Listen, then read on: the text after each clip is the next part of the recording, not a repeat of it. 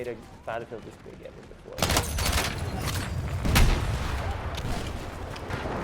The guidance we were given when we started making this game was like, guys, we just want you to build the best Battlefield game. And so, like, I feel like we've done that. People may underestimate how much work goes into this and how big Battlefield Studios is. Like, yeah. And it's made up of multiple different things. How do you all come together and make sure you're all staying across what each other's doing, or does it all just connect together at the end? Like, no, it's like a, yeah, I'm a good example of this. I've said it a few times today. So I work for DICE, but I'm based out of the UK and I'm really close to the Criterion office.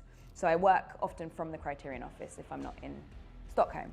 And my team personally is made up of people from every single Battlefield studio. So we're very distributed, I would say, across all locations.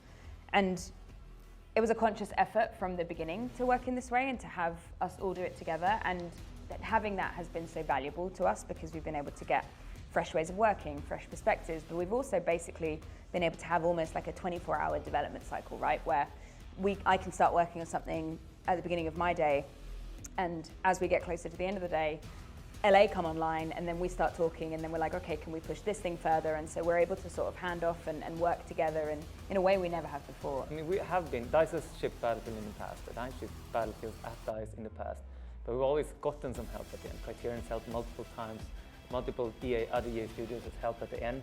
But this is like, we did that from the get-go, building this umbrella organization as well as these studios with all of these talented devs underneath that enables us to do things like Battlefield Labs pre-launch. Because there's enough of us. There's enough of that knowledge. There's also enough to go after a much higher quality level because we have enough, actual hands to do more work. And a lot of that is the process is harder, but I think it's so much more rewarding. Definitely. And there is better insight into more cultures and more areas of the world as well.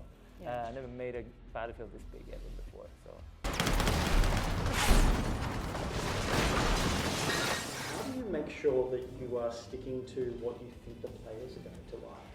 Oh, there's a lot of experience that goes into it, of course. Like, you have to make sure the vision is clear and clearly communicated, and then also amended too when you learn that maybe that didn't work, or that was a misstep, or this was great, more of that.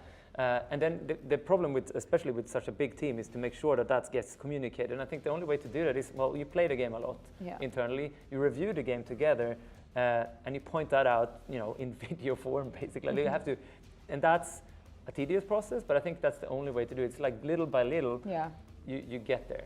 And our community is nothing if not vocal. Like, they'll let us know what they care about and what's important to them, and so loudly. We're quite happy to hear it.